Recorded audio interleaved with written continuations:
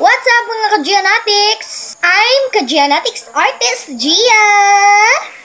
For today's video ay gagawin natin ang iba't iba't uring ng ate.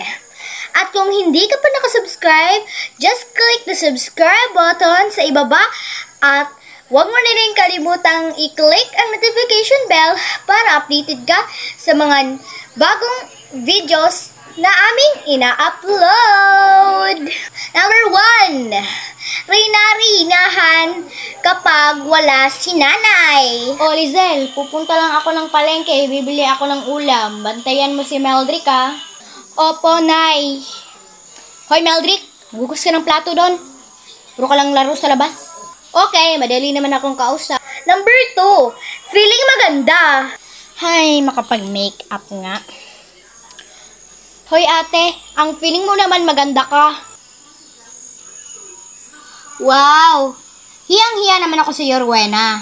Number 3, kasangga sa ating mga secret. Ate, huwag mo sabihin kay nanay na may jowa na ako. Okay, sure. At dyan po nagtatapos ang ating video. Sana nagustuhan po ninyo ang aming video.